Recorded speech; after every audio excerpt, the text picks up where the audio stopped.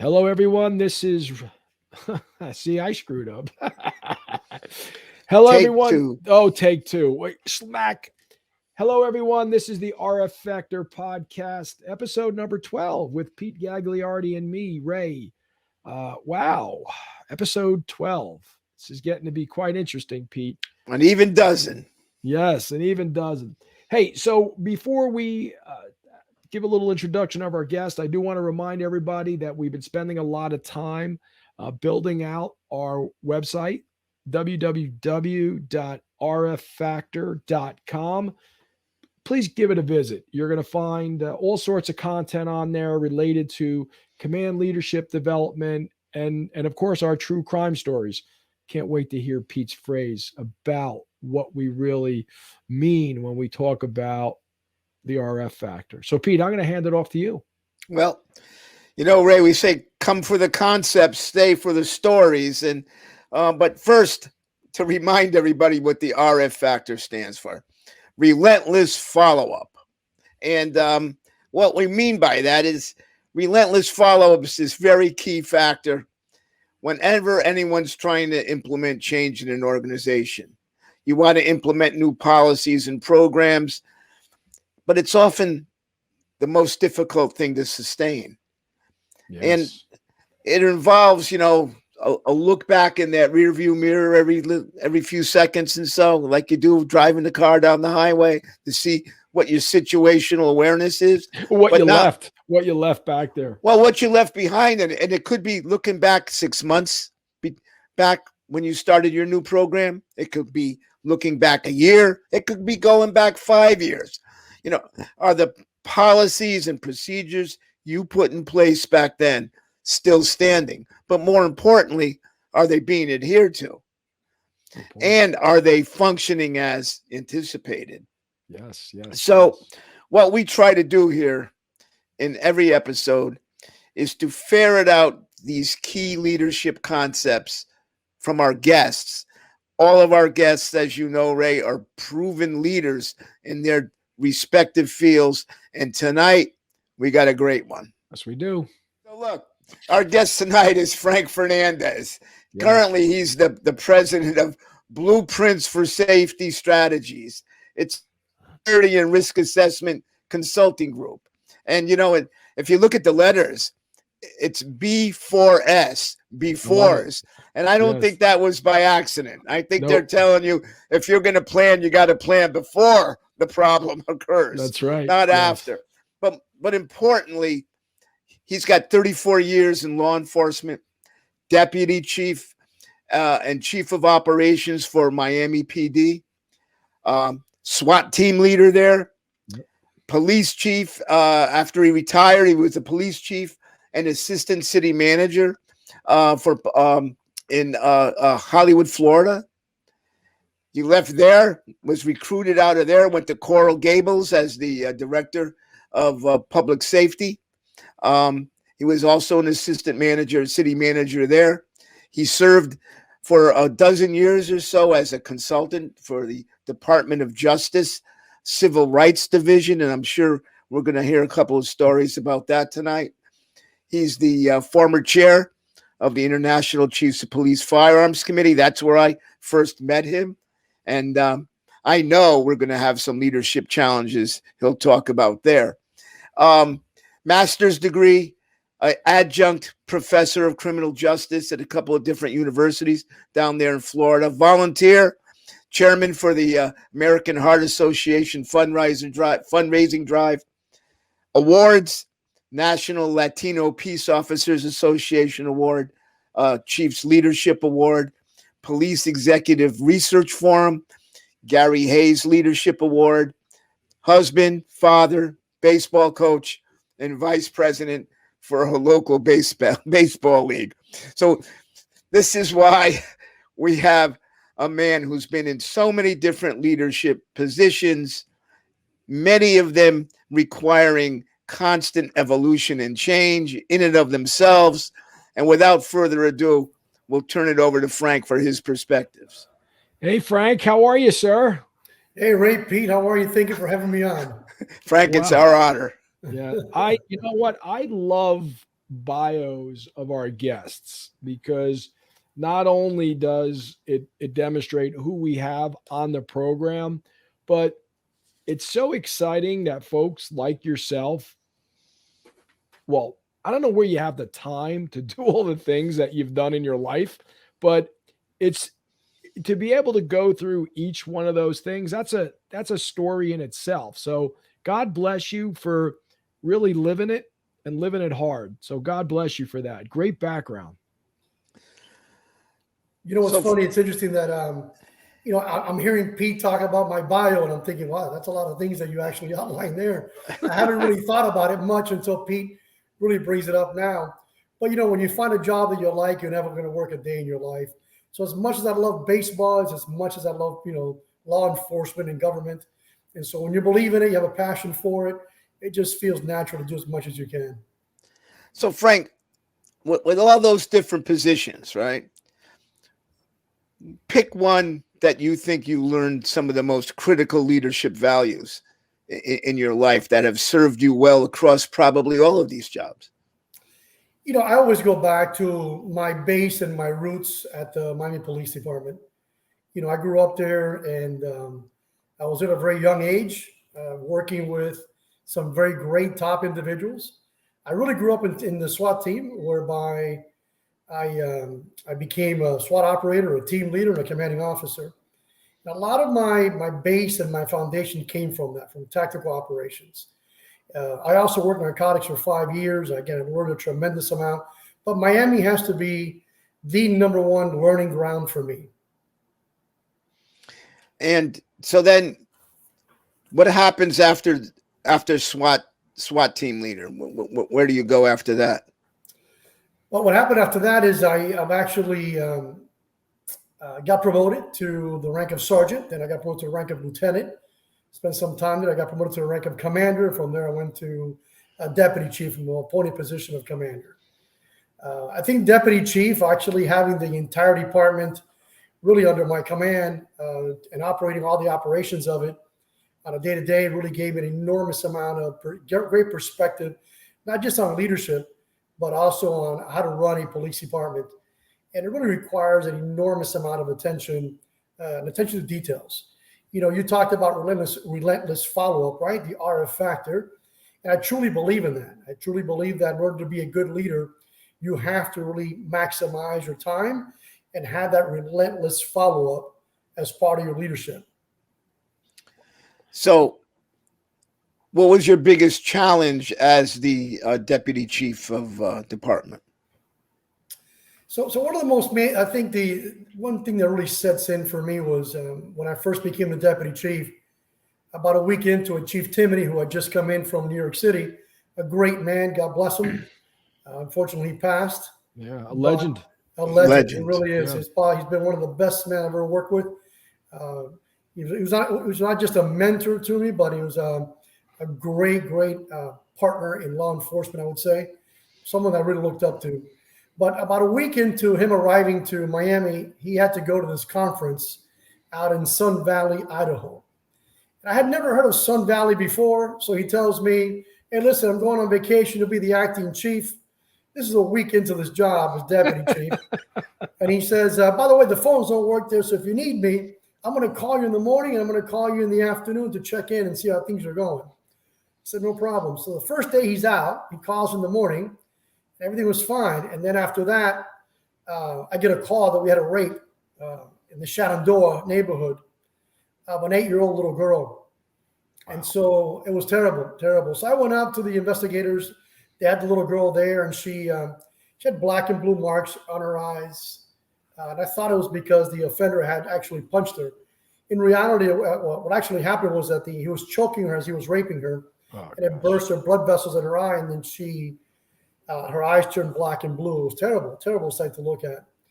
But then as the investigators looked deeper into it, they found out that we had several rape kits inside of our property unit that hadn't been tested for quite some time. Ooh. So the assistant chief for that division immediately responded and had them tested. So the chief called me after and said, I got this thing going on. So by the second day, we get the results back, and they figured out that one individual had been responsible, not just for an 8-year-old little girl, but an additional countless number. I think it was up to 12 individuals women that have been raped from age as old as in the 80s to this young little girl that was 8 years old.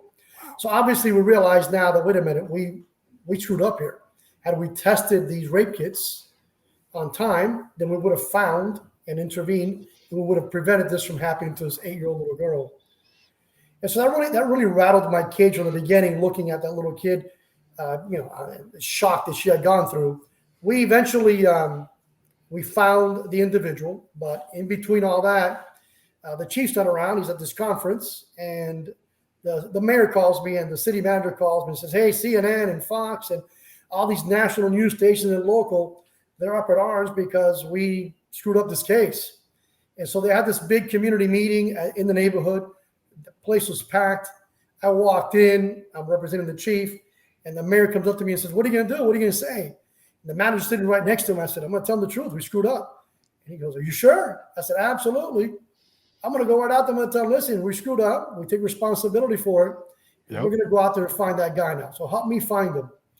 And so as soon as I said that, the news coverage stopped, because the focus for them was, let's pinpoint it that the department screwed up. Well, we took ownership of it, and immediately it just squashed the entire reporting of it. It turned to, let's go find this individual that had raped all these women. And so I think, look, in terms of lessons learned about leadership right off the bat, take ownership, be honest, be truthful, and understand that people are human. They're going to make mistakes. Detectives make mistakes. Cops make mistakes. Citizens make mistakes, and we have to be acceptable in understanding that those mistakes are going to happen. So long as it wasn't deliberate, right? It wasn't intentional. We have to understand those are lessons learned. I can assure you that since then, they haven't had that problem in Miami. Yep. They haven't had it. Yep. Because there's relentless follow-up since then. Relentless follow-up. So to your point, Pete, the biggest lesson learned in Miami for me right out of the gate was, number one, trial by fire to deal with the media. And number two, relentless follow-up. And all these key areas are important. And that leadership has to be forgiving of officers when they make mistakes, so long as it wasn't deliberate.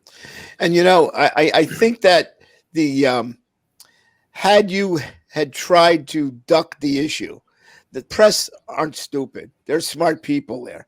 And if they had sensed that you were trying to duck the issue or you were trying to blow them off in some way, that would only incentivize them to dig deeper and deeper on that issue. And you dissipated that. You took that issue away from them. They didn't have to dig. You came out straight. You came out true. And everybody focused on the real objective. Let's find who did this. So many people make that mistake, Frank, today, too. They do. I had in Miami, I developed this thing called a leadership series. And every 3 months, I would bring in a leader from the community, a prominent individual with a track record, a proven track record of leadership, and to really talk to the whole staff about their perspective on leadership, kind of like what you're doing here today. And so one of the earlier ones was Donna Shalala. I think you've heard of Donna Shalala. Sure. So she worked for Clinton under his administration, senator. And so she was the president of the University of Miami. So she walked into our ComStat room. And she said, "What do you want to talk about?" And I said, "Listen, you're here to talk about leadership." She said, "I don't know what to talk about." And so she actually got up there. She goes, "Frank asked me to come here and talk to you about leadership, but I don't know what to say." And so all of a sudden, man, I get that effect in the chair, and I'm moving around, and Timmy's looking at me like, "You screwed this thing up." She doesn't know what she's here for. And she turns around and she looks around and she says, "I don't know what to tell you, Frank. I don't know why I'm here." He says, "You want me to talk to you about leadership? I'll tell you what. When you're in a hole, stop digging. When you are in a hole, stop digging." Donna Shalala spoke for over 3 hours. Wow. When you're in a hole, to stop digging. And she had these stories about her time with Clinton, her time as at the University of Miami. And it was a very profound message to the officers and to the staff. Listen, take ownership. If you make a mistake, just say you made a mistake. We're all human. The problem with policing is at the academy, we train for perfection. No one is perfect but God, and so we're training them the wrong way. We've got to take ownership. The legal system within the police department is trained for never to admit fault. We've got to train otherwise. If we're at fault, we take ownership and we drive it forward. And as you said, Pete, that disarms the other side because they're expecting for you not to be truthful, not to be forthcoming, not to be transparent. They expect a cover-up. So I think leaders today really have to look at it in terms of no matter what you do, fully transparent, be a leader, surface the facts, deal with the facts, and accept the cops when they make a mistake. Don't leave them out to hang. They're human. They're going to make a mistake. What I see today is that it's the low-hanging fruit that they're looking for to hang. And that's a problem. Wow. Very well said. And picking up on that, Frank, I'm gonna jump over a couple of your assignments, but and go to the one, the consultant one for the Department of Justice Civil Rights Division, because I think that there's some lessons learned there that really fit into what you've just been talking about. Maybe you could hit us with a story, maybe the names no names to protect the innocent or something, but so I'm sure you've got one that you can relate to us. I'm going to share a story with you, but I think I need to kind of preface it with a little bit of a disclaimer. I'm not attributing this to the Department of Justice. It's just something that happened to me while I was there. But I've been working now with DOJ for about 14 years, as you said earlier, and I've done 6 departments across the country. These investigations are what they call pattern and practice investigations. We're looking to see, does the department have a pattern or practice of violating citizen civil rights? And so the way I got involved with the Department of Justice was actually in Miami as a deputy chief and chief of operations. I had the direct responsibility of addressing a consent decree review by the Department of Justice. So Chief Timothy came in one day and said, you got to beat them at this. And to be quite honest with you, I didn't even know what a pattern in practice was. I didn't know anything about DOJ. I just knew operations. I knew narcotics. I knew police work. And so when they came in, we beat them at this whole pattern and practice investigation. And we actually got a clean bill of health from the Department of Justice. It was actually published in the New York Times. And so with that, about 6 years later, I get a call from DOJ while still at Miami. It said, we'd like for you to work with us in Puerto Rico and help us reform that department and also help us investigate it. And so I said, I don't know what I'm doing. I'm just doing what I'm doing here. And so Chief Timothy kind of pushed me along, and here I ended up in Puerto Rico helping him out. And so I'm still doing Puerto Rico today. As a matter of fact, I may be headed out there pretty soon again to help them out with that case. Puerto Rico's come a long way. But in those 14 years, there was one particular case where they sent me out to Maricopa County. And so if you think about Maricopa County, it's actually out of your way, Pete. Yeah. It's close to you. It's in Phoenix. Right.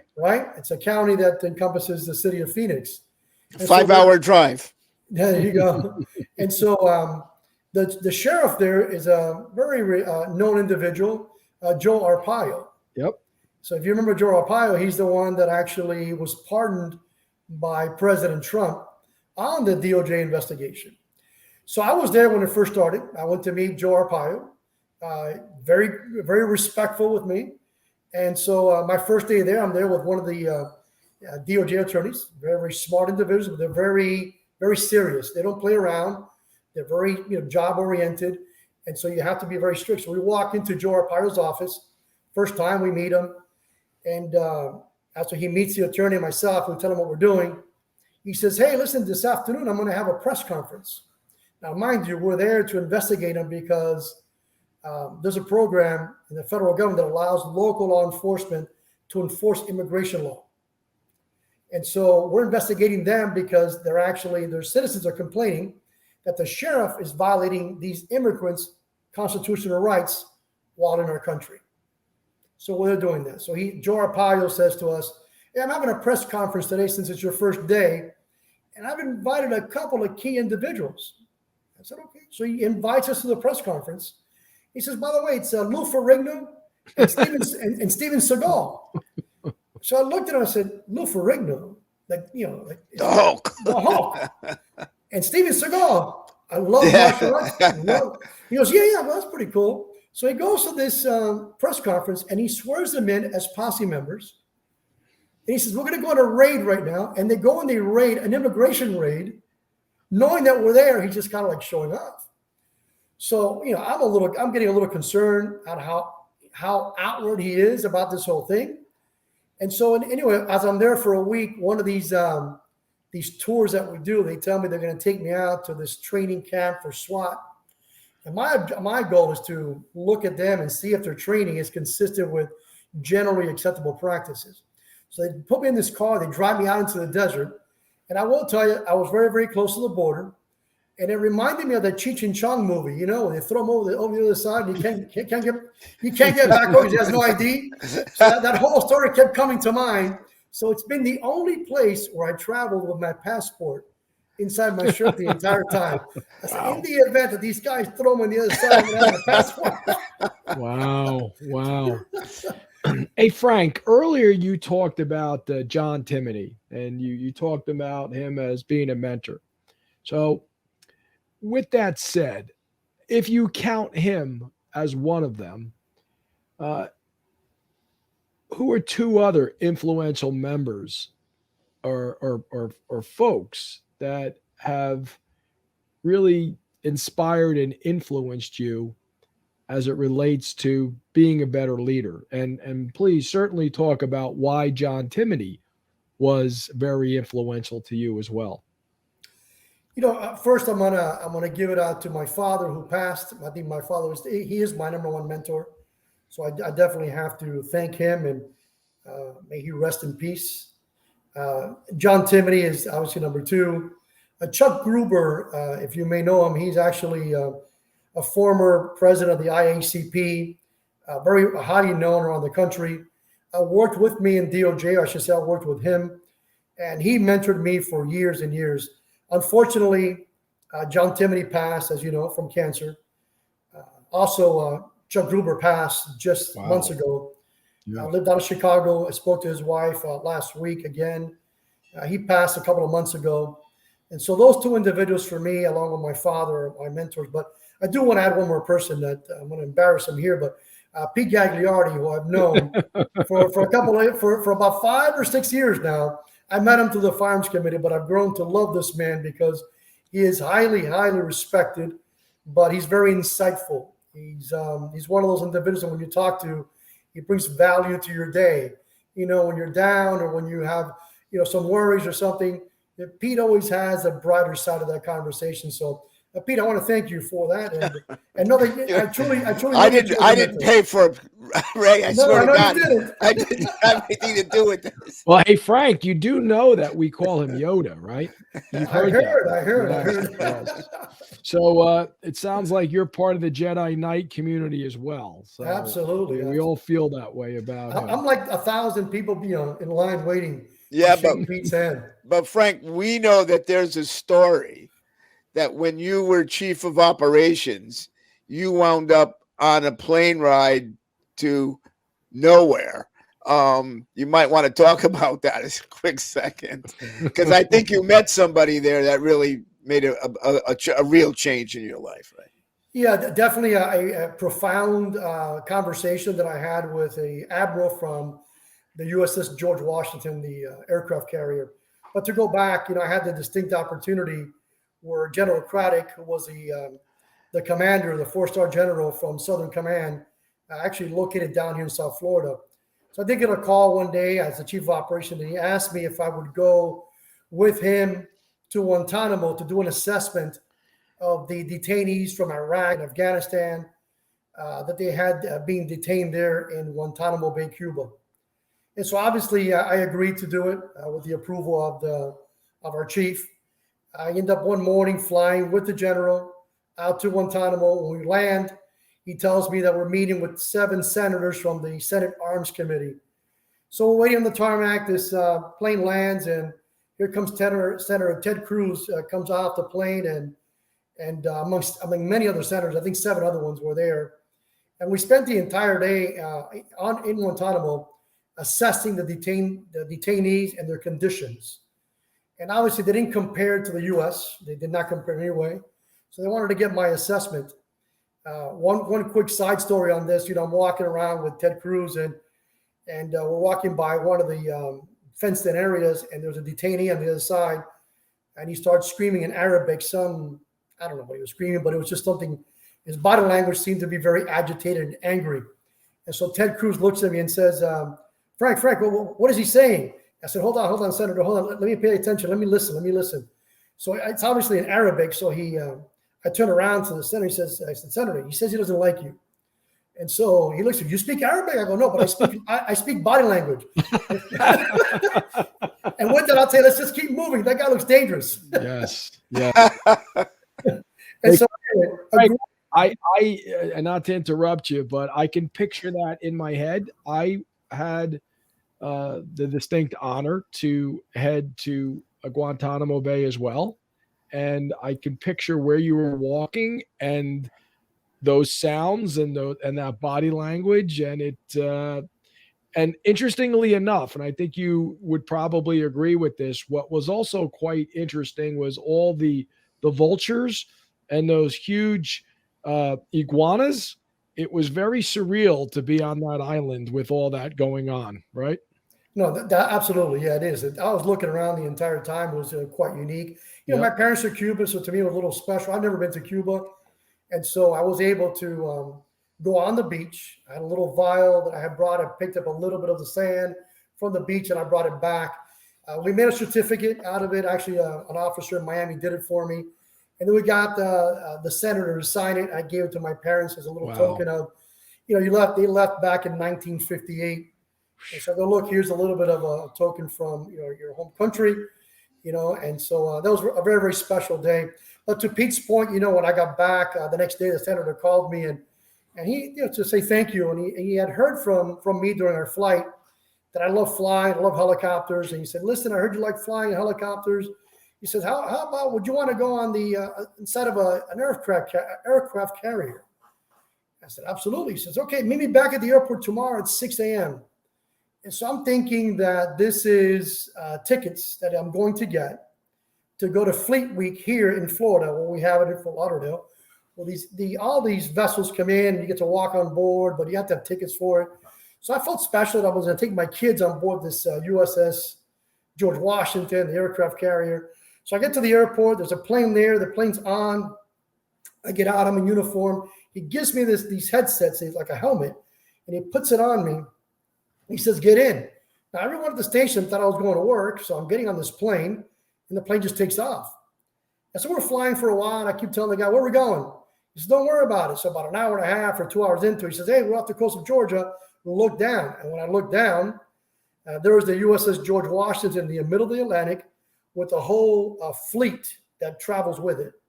Quite an impressive view to see the huge, massive aircraft carrier in the middle of the ocean. I'd never seen one before. So my mindset now is, okay, we're gonna do like a flyover, and then we're gonna head back. He said, no, we're gonna land. And so we did 3 quick left turns with the plane, just kind of hitting some left turns in a traffic pattern, and then they hit the deck. So I was able to do a tail hook landing on the USS George Washington. That was an amazing, amazing opportunity there. What was that like with the G-forces? When you land, it's like your whole body, all your blood goes to your feet. So you kind of feel your feet a little swell up quickly, and you kind of get a little lightheaded, but it's very quick. I mean, you hit the deck hard, so you feel the impact, and that plane just stops in short time. And so you have to kind of recover yourself quick, and then it's so fast. The plane opens up until you get out, and then you look around and you're on top of this aircraft carrier. It's very noisy, and so I got to spend the entire day until about 9 p.m. on board this aircraft carrier, and I got to do all those crazy things that we saw on our great movie Top Gun. If you're an airplane fanatic, you've seen Top Gun, and so I got to do all those things from the F-16s taking off and saluting the pilot taking off, the air boss to be on top of there. But I think the most profound opportunity and my biggest memory of it was actually meeting the admiral of the fleet. He took us into his quarters and he talked to us about 50 trillion tons of diplomacy, and that's what that aircraft carrier represented to to the world. And so he kept talking, but really what he talked around for at least an hour was around the Constitution. A very profound conversation for me, because since then, everywhere I go, I have a book of the Constitution on my desk. I give it to every officer that I hire. They have a book of the Constitution. I tell them the story so they understand the meaning behind it. Because as I left the aircraft carrier that night, he looked at me and he said, listen, we protect your family overseas. Please do us a favor and protect us in the homeland and protect our Constitution. This guy was this leader was a true American that really brought home to me the importance of leadership in our nation and law enforcement, and the connectivity that we must all have to the Constitution. Since then, I will tell you that I developed a platform for me where every cop that we hired, every promotion that we conducted, I would always ask this question to the officers. I would say, what is your number one job? And they knew the answer. Eventually, they caught on to it. And they had to all say, to protect the Constitution. That's a police officer's primary job. Wow. It's not catching burglars. It's not catching robbers. It's not catching dope dealers. But it's protecting the Constitution of our great nation. So I have a quick segue on that, is knowing what you know now, packing in all those experiences that we went over on your intro. Some of these stories, which is probably just the tip of the iceberg, what advice would you give someone today if they were just starting out, whether it's law enforcement, whether it's in business, whether it's in corporate America, and they wanted to be a leader? I think being a leader is about being genuine and not being afraid. I think in law enforcement, which is obviously the field that I had the most passion for, but I think it pertains to everything. If you truly believe in leadership, then you believe in ethics. And so I think as you take on a lead responsibility in an organization, and in particular in law enforcement, I think you should accept it with the caveat that I will accept this position as chief of police, but I'm also willing to give it up for the greater good. Give it up for the greater good of ethics, integrity, honor for the profession. And if chiefs started their roles as chief on that platform, I think we'd be better off in law enforcement. Not protecting yourself, not protecting your job. If you want to be a chief, you have to know that any single day, you may have to give up your job for the sake of integrity, honor, and commitment. Well said. Wow. Well said. And I'm thinking about what you just said about giving every new officer a copy of the Constitution and asking them what their job is. Just think that if every police officer in the country believed that their job was to protect the Constitution, a lot of the problems, a lot of the accusations that are flying around today, many of which are unfounded, but some are deserving, would dissipate, would go away tomorrow. Pete, I'll tell you, I think, what's lacking in law enforcement today is discipline. We're just making it too business oriented. Police departments have to have strict guidelines to control the great power that we possess.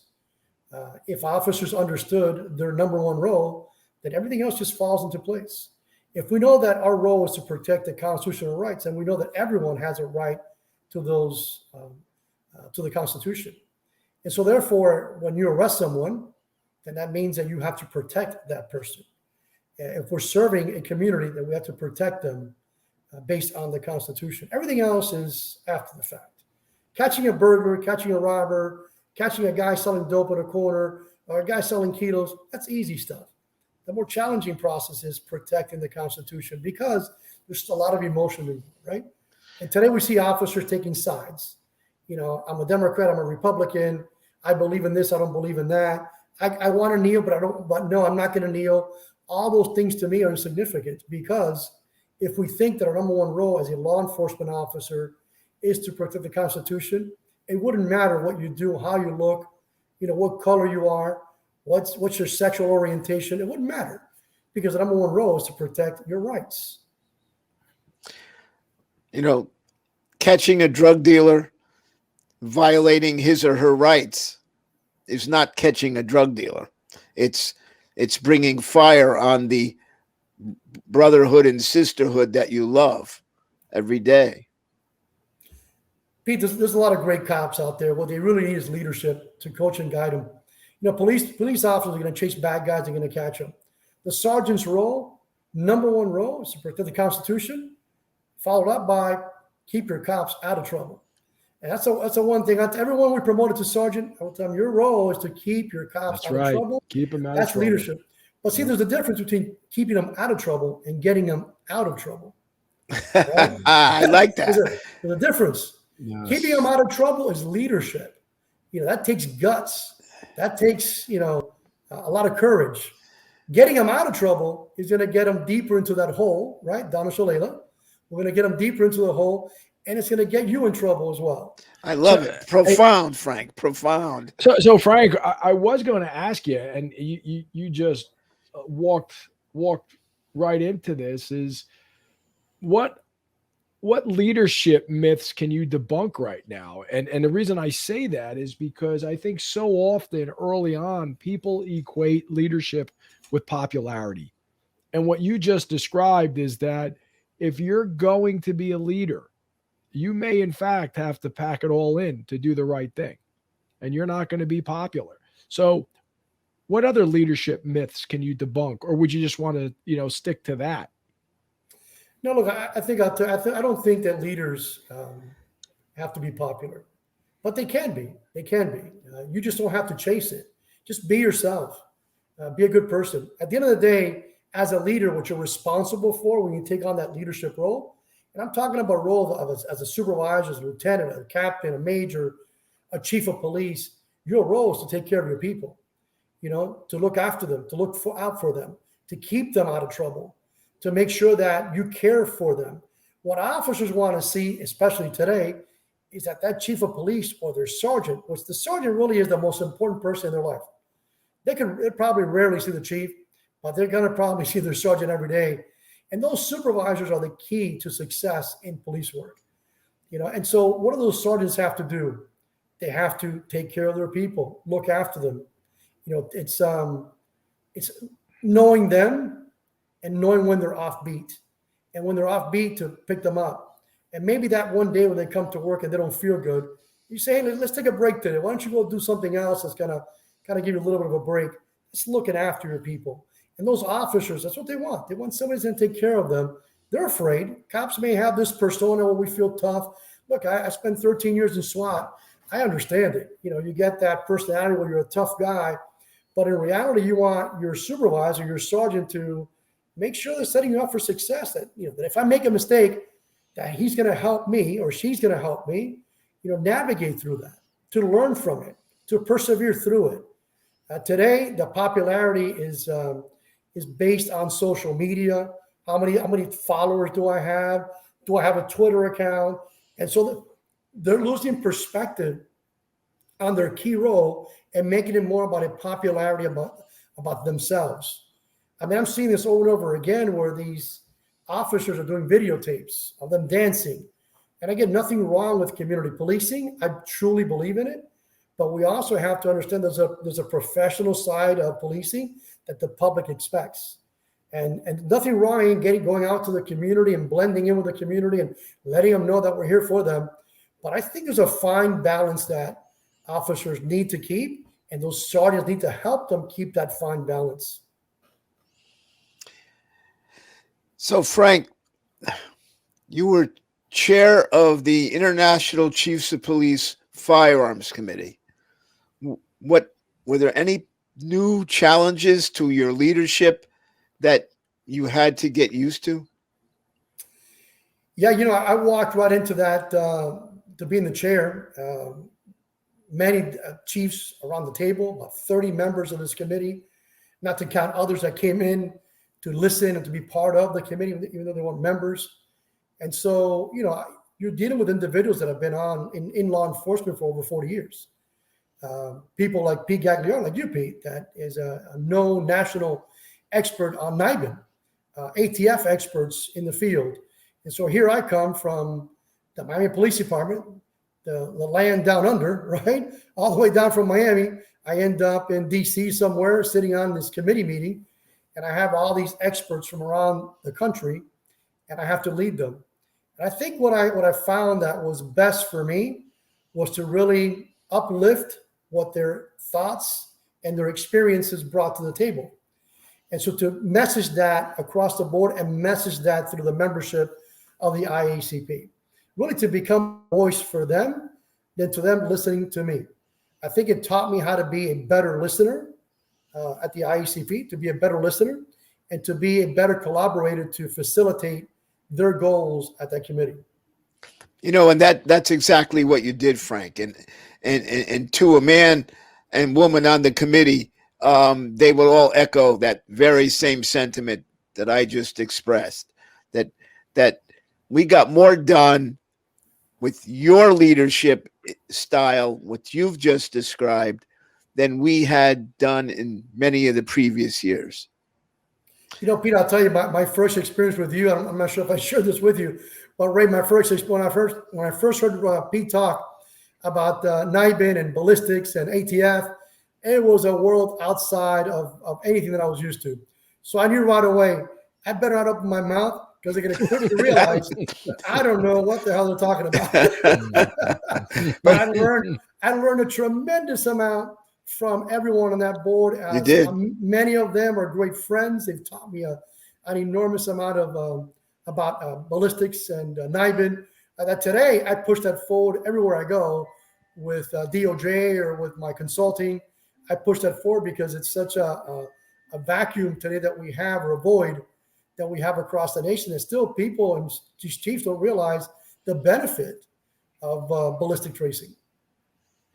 And hey, Frank, I have to say that I heard the same thing about you on that committee, and it pained me because I was on the firearms committee, but then as you know, with the IACP, you can only be on one committee. So I had to choose between the Committee on Terrorism and the Firearms Committee. So I missed you, and all I heard was great things about you from Pete, from Jeff, from Sam, all great stuff. So God bless your leadership. Now, having said that, and clearly anyone that's been listening to our cast today realizes that you're the real deal. There's a lot that's gone into this package here of Frank Fernandez, but I'm sure it didn't start out that way. So along the way, what did you turn to in terms of resources besides being mentored by good people? But what did you turn to grab all this insight that you probably at one time listening, but then in time, you turned it around and applied it? So what resources did you rely on over the years? I'll tell you, listen, I think, Pete talked earlier about relentless follow-up. And so I'm going to tell you, I think that relentless, that word for me is something that I use quite constantly with my family, with the kids that I've coached in baseball, to never give up. And so I think I got very lucky. I went to I never wanted to be a police officer. I had the fortunate opportunity that I came across the right individual at a really bad day that I had at my job when I was 19 years old. And I saw this guy directing traffic. I said, "That looks like a pretty cool job." And I pulled over and said, "How'd you get that job, kid?" It looked a lot better than my job. I worked at a warehouse, and my uniform was all dirty, and I was nasty. I looked at this guy who's directing traffic. I said, "Man, that looks pretty cool," and I'm sure it's a lot more attractive than what I do. Right. And so I pulled over and said, "Hey, how'd you get that job?" He says, "I direct traffic," and it was what they called a PSA, a public service aid. Yeah. And I said, "Well, how much do you get paid?" And it was a little bit more than what I was getting paid, and it had insurance and everything else. He says, "Hey, why don't you apply?" And so, I got lucky. I went and I applied, and I think it was just short of 1,000 people applied, and they only had 16 positions. Wow. And I'll tell you how I got that job. It was just nobody really directed me. It was just my relentless pursuit of this. So I went through the process, and they finally assigned me to a background investigator. And this woman's name was Milady White. Eventually became Milady Irizarry, great person. And so she said, look, I'm your background investigator. Whatever you do, don't call me. I will call you. I said, yeah, no problem. So the next day I picked up the phone. I called her. Hey, listen, it's Frank Fernandez. How's it going? How's it going? So didn't I tell you not to call me? Oh, you're right. I'll just check and see if I missed anything, if you need any more information. So she said, no, don't call me again. We will call you. Don't call us. We'll call you. I waited 2 days and I called her again. And I said, relentless follow-up. That's it. Officer White, it's Frank Fernandez. Didn't I tell you 2 days ago not to call me? I said, yeah, but I didn't hear back from you. So I'm just, I want to let you know that I'm really interested in this job. I did that every other day, and she got so angry at me. But somehow, some way, I think she wanted to get rid of me, and she pushed me into one of those 16 positions. Wow. That's a great story. Yeah. Yes. And so anyway, so I will tell you that what I leaned on throughout my career was a lot of it was really luck. But I'm gonna coin a phrase from Chief Timothy. I told him one time, I got lucky. I got lucky that I'm the deputy chief. And he said to me, luck is a residue of hard work. And I said, wow, that's interesting. You're right. He goes, you've worked hard your whole career and you get recognized. And, he's absolutely right. If officers kind of pursue that, don't go chasing the position. Just let your work speak for itself. And that's exactly what I did. I never went chasing anything. I took my sergeant's test, my lieutenant's test. I scored at the top of the leaderboard in terms of I was in the top 3, top 1, or the 1. I think I scored number 1 in the sergeant's test. I came out number 1, and my seniority took me down some of the notches when they added seniority points. But I was in the top 5 or top 7, and so I always got promoted on the top of the list. I never asked for anything. Same thing with the appointed positions. I never went looking for it, and I think Chief Timothy was right. If you work hard, people will recognize you. And so, with that, I would tell you that I just pursued my education. As Pete mentioned earlier, I got a graduate degree and I pursued through it. I took every training class that was available. I became a police instructor, firearms instructor, SWAT instructor. I got sent around different parts of the world. I taught a 1-month SWAT school in Brazil with some of the top guys in Miami, and we were able to make some great SWAT guys out there in Sao Paulo, Brazil. But then when Chief Timothy came in, wow, that platform really, really extended for me because he just kept pushing me to learn more. And so I ended up going to Australia. I attended the Australian Institute of Police Management. Then I got sent to Israel for 2 weeks. Wait, back up. That is a beautiful area of Australia. Oh, yes. You've been there. Oh, yes. Yes. You're talking about Manly Beach, right? Yes. That's an incredible place to be. Right? Not many people have been there. That's pretty cool that you know that. Outstanding. Yep. I'll show you with you a quick funny story about it, though. When I went out there with the FBI, part of a management leadership FBI academy. And so some of the guys went by themselves. I was one of them. My wife, for whatever reason, we just had a young baby at the time and she couldn't go. But the vast majority of these other chiefs took their wives that attended this class. So we're on the plane. We go out to Australia, long trip. I was exhausted. It's a very long flight. Long flight, Pete. Pete, that thing is like, have you been out there, Pete? Oh, yes. Oh yes. God. A couple of different times. Oh, wow. It's painful. It is painful. Anyway, we get to Manly Beach, beautiful hotel, as you know, Ray. And so I get off. I'm thinking, man, this is going to be awesome. I get to stay in this hotel. So these guys get off with their wives, are walking inside.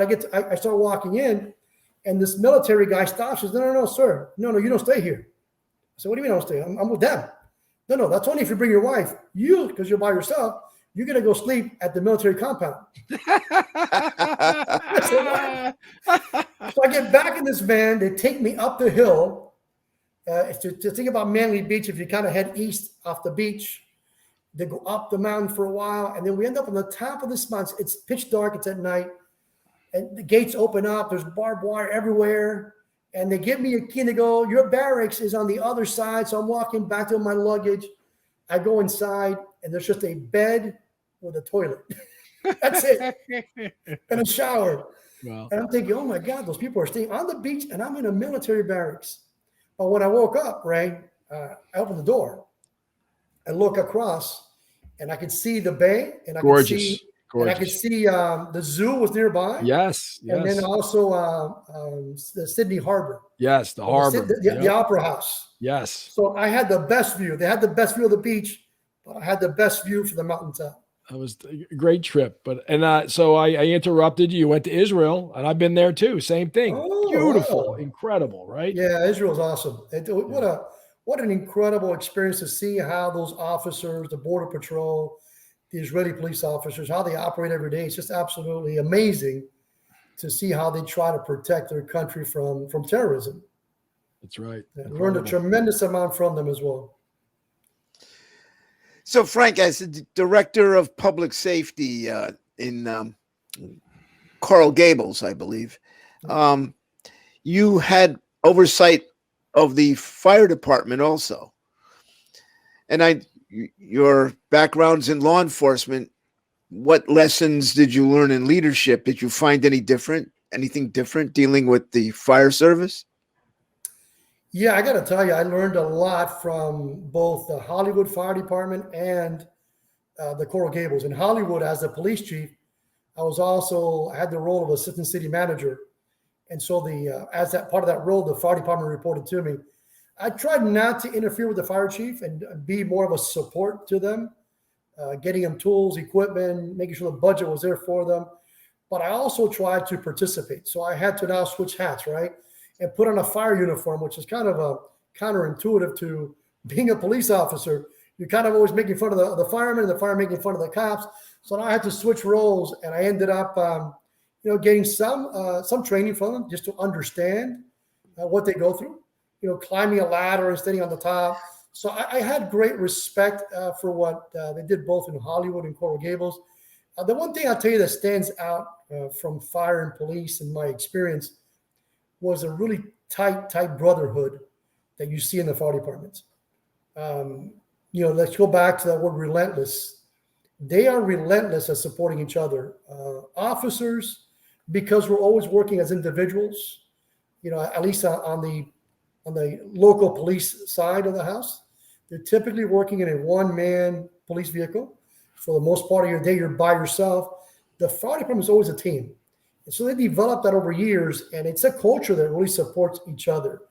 And they really do take care of each other. And when somebody steps out of line or someone does something that violates the code of the fire department, they immediately address them almost like a family. It's much more of a family-oriented type of culture. The police is a little bit different in that part. They live together. They eat together. I mean, they work together as a team, like you said. It is a family away from your family. I kind of wish that the police departments would be more like that.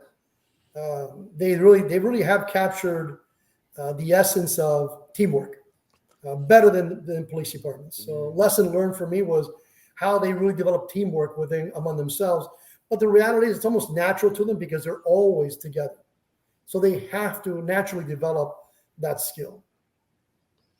Wow. Hey, Frank, I have one final question, and I'm sure then Pete wants to close us out here.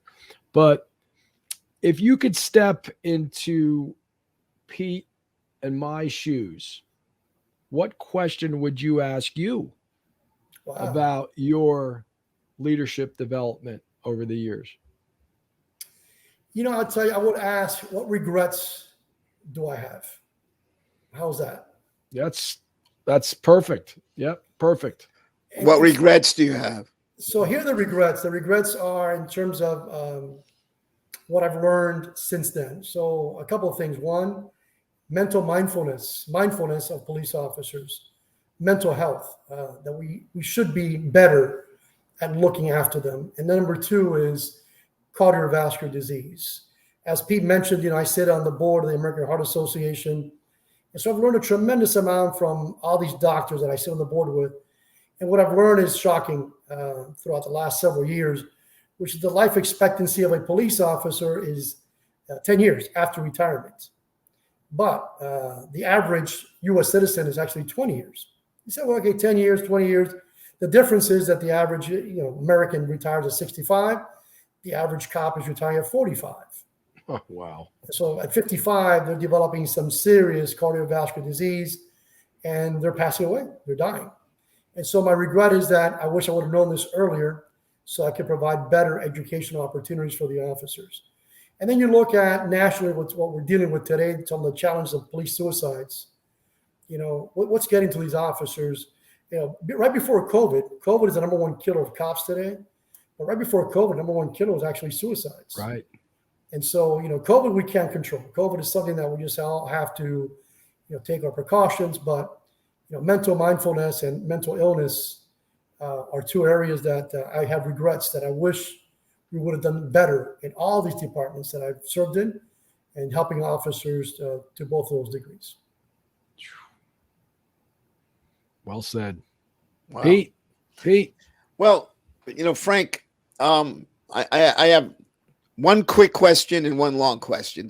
I'm going to mention some positions that you had, one word, and I'm just going to ask you to identify the one that posed you the most challenging leadership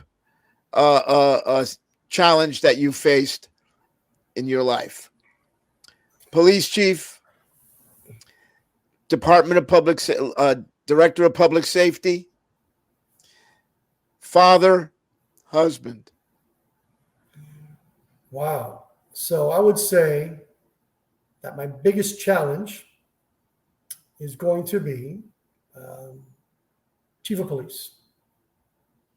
And then in closing, I know that you've been involved in some work to improve the way